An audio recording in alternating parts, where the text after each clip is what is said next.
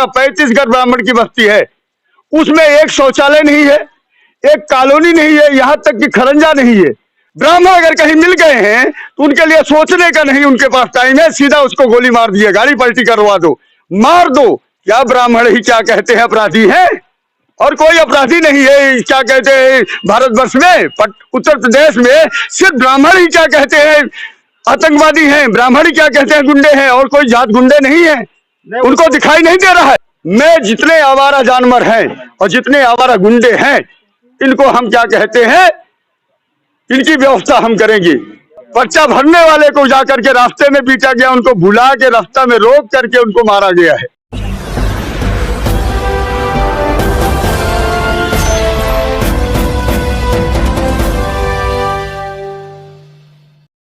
के सारे जनता को मैं धन्यवाद देना चाहता हूं, आप मीडिया को सारे धन्यवाद देना चाहता हूं, बहुत बहुत उनका धन्यवाद। और सबसे पहले मैं ये बताना चाहता हूं कि पट्टी की धरती पे देख रहे हो, जहां जहां जा रहा हूं न रास्ता है न क्या कहते हैं कोई, हम ऐसे से गांव बता दूं, ऐसे से घर बता दूं जहां पूरे के पूरे गांव में एक भी शौचालय आज तक नहीं है। लेकिन वहां तो दावा किया जा रहा है भारतीय जनता पार्टी की तरफ से कि घर घर शौचालय है, आवास की योजना पूरी तरीके से पूर्ण हुई है, जिसके पास मकान नहीं था उसको मकान भी दिया गया है, राशन वितरण किया जा रहा है। वो कहीं ना कहीं लाभार्थियों को बताकर चुनाव लड़ रहे हैं, हमारे पास इतने लोगों को हमने लाभ पहुंचाया है। भाई ये तो ढकोसला है, पूरा ये फेक है। जो भी आप दे रहे हैं, जो भी पहली बात कह रहे हैं, विकलांग बना रहे हैं। ये खुद कौशलपुर एक गांव है, चलिए अभी हमारे साथ चलिए, मैं वहां दिखाता हूँ। वहां पे एक पैसे का 35 घर ब्राह्मण की बस्ती है, उसमें एक शौचालय नहीं है, एक कॉलोनी नहीं है, यहाँ तक कि खरंजा नहीं है। हमारे वो बस्ती जो है 35 घर की ब्राह्मण की बस्ती हमारे बहुजन भाई से भी गिरी हालत में है। योगी सरकार तो लगातार यह बताती रही है कि ब्राह्मणों को काफी बढ़ावा दिया गया है, चाहे मंत्री पद हो, चाहे हर जगह पे उनको आगे बढ़ाया गया है, मंत्री बनाया गया है। उनको जो उनका जितना नेतृत्व मिलना चाहिए था उससे अधिक नेतृत्व देने का काम योगी सरकार ने किया है। बिल्कुल बिल्कुल, योगी सरकार ने ब्राह्मणों के लिए बहुत अच्छा काम किया है, बहुत बढ़िया काम किया है। ये किया है कि ब्राह्मणों को मारने का सबसे बढ़िया काम किया है। ब्राह्मण अगर कहीं मिल गए हैं तो उनके लिए सोचने का नहीं उनके पास टाइम है, सीधा उसको गोली मार दिए, गाड़ी पलटी करवा दो, मार दो। ये बढ़िया काम किए हैं। मतलब कुल मिला के मतलब वो तो कहते हैं कि जितने भी आपराधिक प्रवृत्ति के लोग थे, अराजक तत्व लोग थे, जो भी यहाँ पे होते थे, जो आपराधिक किस्म के लोग थे, उन पे कार्रवाई हुई है। क्या ब्राह्मण ही क्या कहते हैं अपराधी हैं?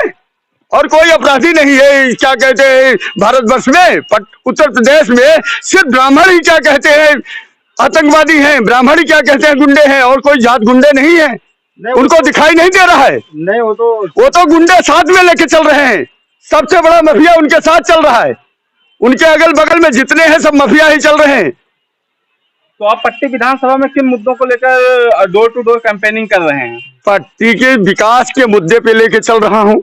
पट्टी का विकास चाहता हूँ, पट्टी का मैं बेटा हूँ, पट्टी की धरती का मैं हूँ। यहाँ जितने भी आए आज 25 साल से कोई भी पार्टी आज तक क्या कहते हैं पट्टी की धरती के बेटे को टिकट नहीं दिया है। ये पहला प्रत्याशी मैं हूँ 25 साल में जो पट्टी की धरती का बेटा हूँ मैं। यहाँ के जो मौजूदा विधायक हैं राजेंद्र प्रताप सिंह उर्फ मोती सिंह जी, वो भी पट्टी विधानसभा के ही निवासी हैं। हाँ, कितने बार क्या कहते हैं शाम को भोजन कब किए हैं, सुबेरे कब पट्टी की धरती पे पांव रखे हैं? पट्टी की धरती पे अगर सुबह उठता है तो पांव अगर कोई रखता है तो पंडित फूलचंद मिश्रा बसपा प्रत्याशी रख रहे हैं, सुबह उठते हैं और शाम को रूखी सूखी पट्टी की धरती पे भोजन कर रहे हैं। तो अहम मुद्दे क्या होने वाले हैं? अहम मुद्दे जमीनी स्तर पे विकास का काम होएगा, शिक्षा की काम होएगी, स्वास्थ्य की विकास का होएगी बातें, और क्या कहते हैं रोजगार की बातें होगी।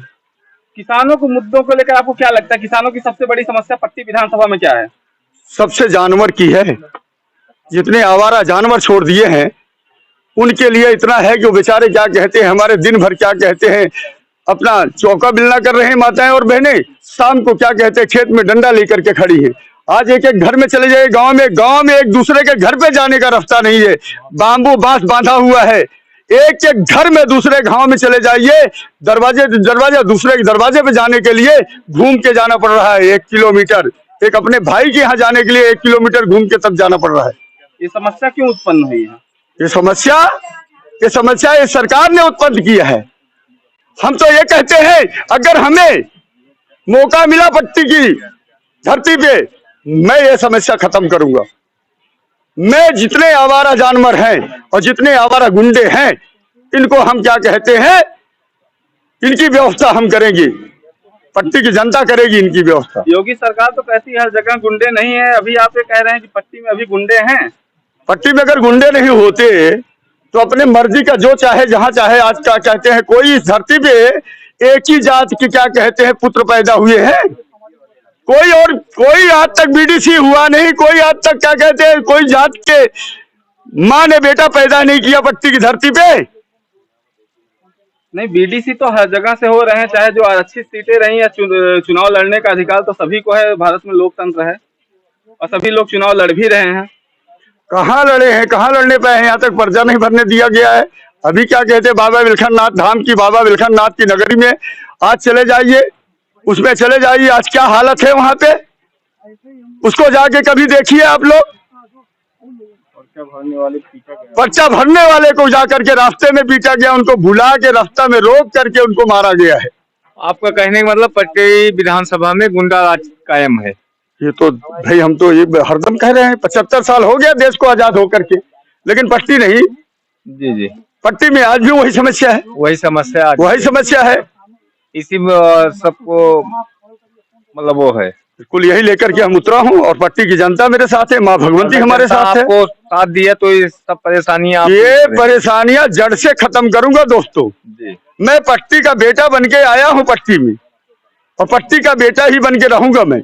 लेकिन अभी जो रणनीति चल रही है, जो चुनावी सरगर्मियां है, वो लगातार सीधे तरीके से ये कहा जा रहा है कि भाजपा और सपा में सीधी टक्कर हो रही है।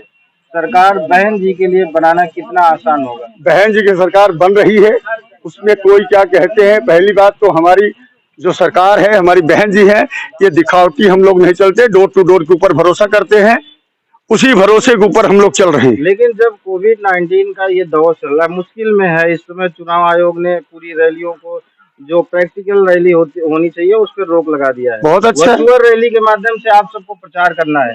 चुनाव में कितना सही मानते हैं वर्चुअल रैली? कहाँ तक अपने जो आपके चाहने वाले हैं, आपकी पार्टी के चाहने वाले हैं, कहाँ तक आप लोग संदेश पहुंचा? हम तो बहुत ज्यादा डोर टू डोर हमारे लिए, हमारी पार्टी के लिए बहुत अच्छा हुआ है, इसमें ये बहुत अच्छा हमारी और हमारी पार्टी के लिए हुआ है। हम तो बोलते हैं और सख्त किया जाए।